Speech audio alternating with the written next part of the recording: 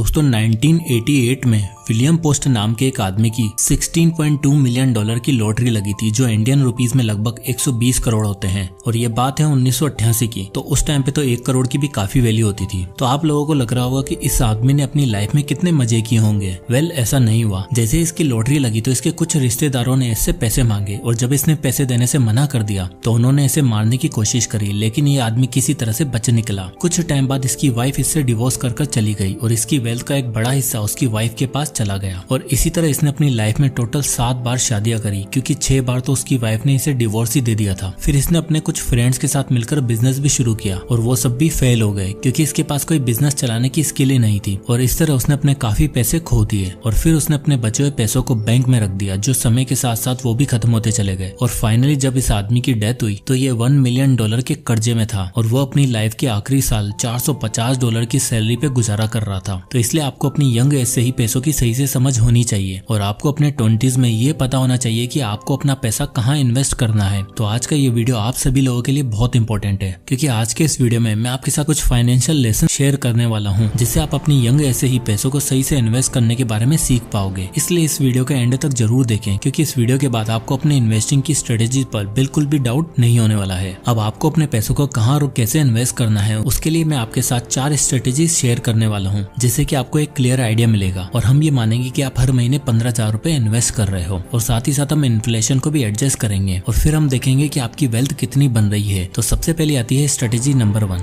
अब हमारी middle class family में हमेशा पैसों को लेकर ज्यादा बात नहीं होती, और जब भी इन्वेस्टिंग की बात होती है तो उन्हें बस यही लगता है कि हमारा पैसा कहीं डूब न जाए। और बात सही भी है, क्योंकि हमें किसी ने इन्वेस्टिंग के बारे में सिखाया ही नहीं, और इसी वजह से हम अपना सारा पैसा एफडी में रखते हैं और उसे ही हम इन्वेस्टिंग समझते हैं। चलो मान लो आप 20 की एज में 15,000 रुपए हर महीने एफडी में पैसे इन्वेस्ट करते हो, तो अभी SIP कैलकुलेटर में देखो, अगर आप 15,000 रुपए हर महीने एफडी में इन्वेस्ट कर रहे हो, जहां आपको 6% का इंटरेस्ट मिल रहा है, तो 15 साल बाद आपकी वेल्थ 43 लाख रुपए हो जाएगी। और वहीं अगर आप इन 15,000 रुपए को 30 सालों के लिए इन्वेस्ट करते हो, तो 30 साल बाद आपकी वेल्थ 1,50,00,000 हो जाएगी। और अब अगर आप इन पैसों को इन्फ्लेशन से एडजस्ट करोगे, तो आपने 30 सालों में इन्वेस्ट किए 54 लाख रुपए, और इन्फ्लेशन अगर 6% का है और आपका रिटर्न भी 6% का है, तो आने वाले 30 साल बाद आपके वो 1.5 करोड़ की वैल्यू 54 लाख ही रह जाएगी। मतलब इतने सालों में आपने जितना पैसा इन्वेस्ट किया उतनी ही वेल्थ आपके पास बची है, क्योंकि इन्फ्लेशन ने आपके पैसों को ग्रो ही नहीं होने दिया। और एफडी में पैसों को इन्वेस्ट करने का यही प्रॉब्लम है, ये कभी भी आपके पैसों को ग्रो होने ही नहीं देते, और इतने सालों बाद भी आपके पैसों की वैल्यू वही रह जाती है। अब आती है स्ट्रेटेजी नंबर 2। अब मान लो आप ये सोचते हो कि कुछ पैसा हम एफडी में रखेंगे और कुछ पैसा गोल्ड में रखोगे, क्योंकि गोल्ड भी हमारे इंडिया में एक अच्छा इन्वेस्टमेंट माना जाता है, या यूं कहें कि लोग सबसे ज्यादा पैसा एफडी के बाद गोल्ड में ही डालना पसंद करते हैं, क्योंकि गोल्ड को एक अच्छी और ट्रस्टेबल इन्वेस्टमेंट माना जाता है। तो मान लो आप महीने का 5,000 रुपए एफडी में और बाकी के 10,000 रुपए इन्वेस्ट कर रहे हो गोल्ड में। अब आपने 5,000 रुपए एफडी में इन्वेस्ट किया है, जहां पर आपको 6% का रिटर्न मिल रहा है, तो 30 साल बाद आपका इन्वेस्टमेंट अमाउंट होगा 18 लाख रुपए, और आपकी वेल्थ हो चुकी होगी 50 लाख रुपए। बट इन्फ्लेशन भी हर साल 6% से बढ़ रहा है, तो 30 सालों बाद आपकी 50 लाख की वैल्यू 18 लाख ही रह जाएगी। वहीं अगर आप 10,000 रुपए गोल्ड में इन्वेस्ट कर रहे हो, तो इस कैलकुलेटर में देखो, आपने इन्वेस्ट किया 10,000 रुपए, आपको रिटर्न मिला 8% का, क्योंकि जनरली लॉन्ग टर्म में गोल्ड 8% का ही रिटर्न देता है। तो 30 साल बाद आपकी वेल्थ 1.5 करोड़ हो जाएगी, बट इन्फ्लेशन को एडजस्ट करने के बाद ये 1.5 करोड़ की वैल्यू 50 लाख ही रह जाएगी। तो अगर इन दोनों रिटर्न को कंबाइन किया जाए, तो 30 सालों तक आपने टोटल पैसा इन्वेस्ट किया 54 लाख रुपए, और आपकी वेल्थ बनी 2 करोड़। बट इन्फ्लेशन को एडजस्ट करने के बाद आपके ये 2 करोड़ 30 साल बाद 68 लाख ही रह जाएंगे, यानी 54 लाख इन्वेस्टमेंट के बाद आपको मिले कितने 68 लाख रुपए। तो ये भी इन्वेस्टमेंट एक अच्छा इन्वेस्टमेंट साबित नहीं होगा, क्योंकि इससे आपकी कोई वेल्थ क्रिएट नहीं हो रही है। अब चलते हैं वीडियो के सबसे इंपॉर्टेंट पार्ट में, जहां हम इंडेक्स फंड के बारे में जानेंगे। वेल, आगे इस वीडियो में मैं आपको जो भी फंड बताने वाला हूँ वो कोई भी बाइंग और सेलिंग रिकमेंडेशन नहीं है, मैं केवल एजुकेशन पर्पस के लिए आपको ये फंड बताऊंगा। तो सबसे पहले आता है निफ्टी 50 इंडेक्स फंड। अब जैसे कि आप NSE की वेबसाइट पे जाके निफ्टी 50 फंड के बारे में देखोगे, तो आपको पता चलेगा कि निफ्टी 50 इंडेक्स में इंडिया के टॉप 50 स्टॉक शामिल होते हैं, जो कि 13 सेक्टर से लिए गए होते हैं। अब क्योंकि इसमें इंडिया की टॉप 50 कंपनियां शामिल होती है, तो ये एक सेफ फंड माना जाता है, क्योंकि हमारी पूरी भारत की इकोनॉमी इन पे ही डिपेंड करती है, और इंडिया ग्रो होगा तो ये टॉप 50 स्टॉक्स भी ग्रो होंगे, और साथ में आपका पैसा भी। अब सेकंड आता है Nifty non cyclical consumer index fund. अब अगर आप NSE की वेबसाइट पे जाकर इस फंड के बारे में पढ़ोगे, तो इसमें आपको टॉप 30 कंपनियां मिलेगी जो नॉन साइक्लिकल इंडस्ट्री से बिलोंग करती हैं। नॉन साइक्लिकल इंडस्ट्री में 7 इंडस्ट्रियां शामिल होती हैं, जैसे consumer goods, consumer service, telecom services, media, entertainment, publication and textile. और अगर आप इन 7 सेक्टर का ब्रेकअप देखोगे, तो इस इंडेक्स में 42% फास्ट कंज्यूमर गुड्स का है, 20% कंज्यूमर सर्विस का, 20% कंज्यूमर ड्यूरेबल्स का, और 12% टेलीकम्युनिकेशन का है, एंड सो ऑन। अब आपको पहले साइक्लिकल कंपनी और नॉन साइक्लिकल कंपनी में फर्क पता होना चाहिए। साइक्लिकल साइक्लिकल इंडस्ट्री वो होती है जिनके प्रोडक्ट की डिमांड तब होती है जब इकोनॉमी अच्छी चल रही होती है, बट वहीं अगर इकोनॉमी डाउन जाती है तो इनकी डिमांड कम हो जाती है। तो वेल साइक्लिकल कंपनियां वोलेटाइल काफी ज्यादा होती हैं और इकोनॉमी पर ये पूरी तरीके से निर्भर रहती हैं, जैसे ऑटोमोबाइल सेक्टर, मैन्युफैक्चरिंग सेक्टर। और वहीं पे आती है नॉन साइक्लिकल कंपनियां। ये ऐसी कंपनियां होती है जो इकोनॉमी पर डिपेंड नहीं करती हैं और हमेशा स्टेबल रहती हैं, जैसे कंज्यूमर गुड इंडस्ट्री। अब मान लो जीडीपी ग्रो हो रही है तब तो लोग गाड़ियां लेना पसंद करेंगे, बट जब जीडीपी डाउन जाएगी तब लोग गाड़ियां लेना अवॉइड करते हैं। पर जो नॉर्मल कंज्यूम करने वाले गुड्स जैसे टूथ ब्रश, बिस्कुट, ये तो चाहे जीडीपी बढ़े या कम हो, इसका इस्तेमाल करना तो आप थोड़ी छोड़ दोगे। तो नॉन साइक्लिकल कंपनियां जीडीपी पर डिपेंड नहीं करती, इसलिए इनमें वोलेटाइल भी काफी कम होती है। अब इस चार्ट में अगर आप अलग अलग इंडेक्स के रिटर्न देखोगे तो Nifty non cyclical consumer index का 15 साल का CAGR है 17.66%, निफ्टी 50 इंडेक्स का है 15.40%, निफ्टी 500 इंडेक्स का है 16.41% और निफ्टी TMI इंडेक्स का है 15.23%। बट हमें एक चीज पता होनी चाहिए कि पास्ट रिटर्न फ्यूचर रिटर्न की कोई गारंटी नहीं देते हैं। पास्ट में हमें जितने रिटर्न मिले ऐसा जरूरी नहीं कि फ्यूचर में भी उतना ही मिले, बट हमें इससे एक आइडिया मिल सकता है। और जब मार्केट में बड़ी गिरावट आती है तो अगर आप इस चार्ट में देखोगे तो निफ्टी 50 इंडेक्स और Nifty non cyclical consumer index की गिरावट को देखोगे तो केवल 2 बार ऐसा हुआ है जब Nifty non cyclical index Nifty 50 से ज्यादा गिरा हो। पहला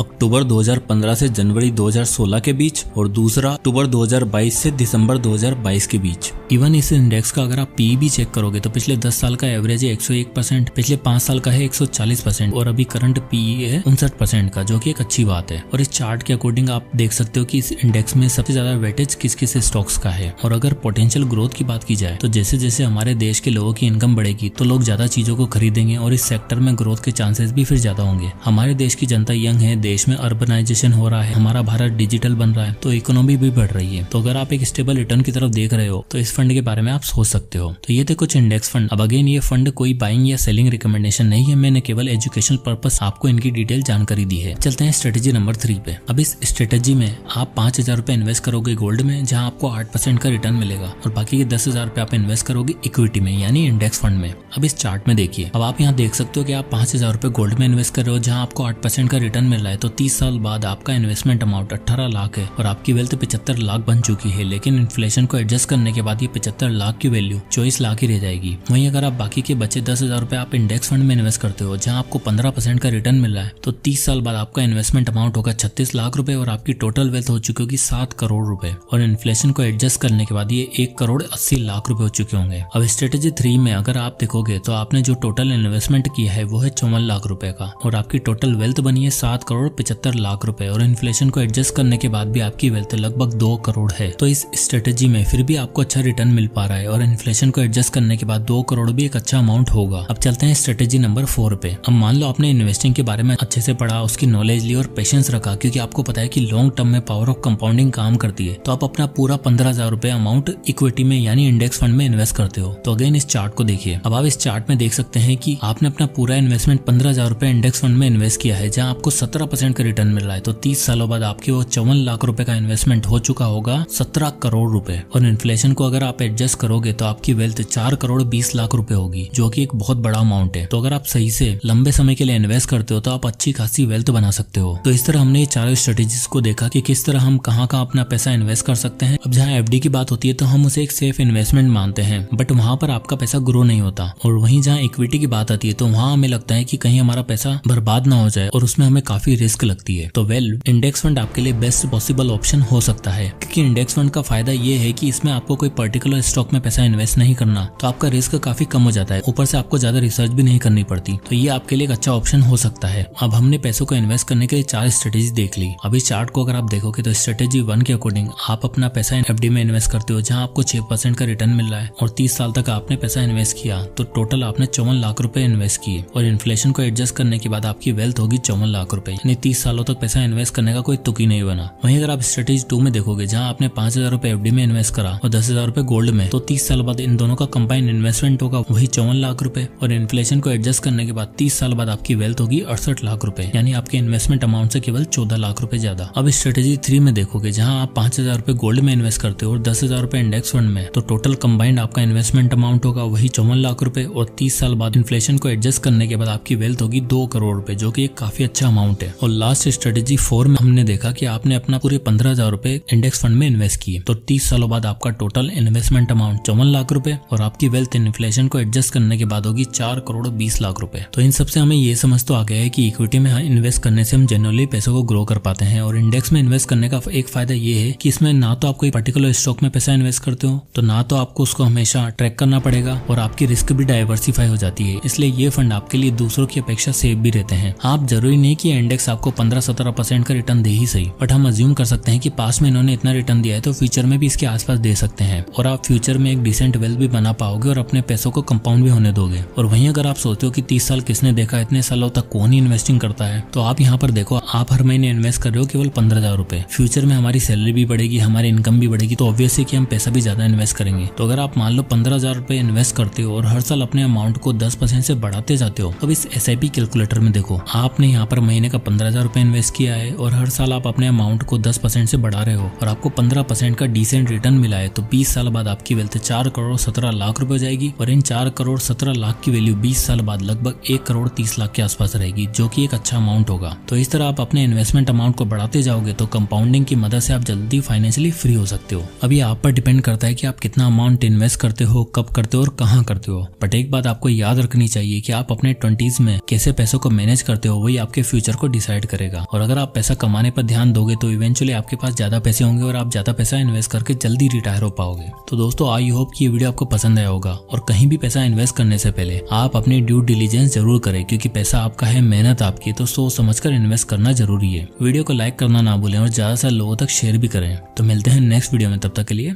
जय हिंद।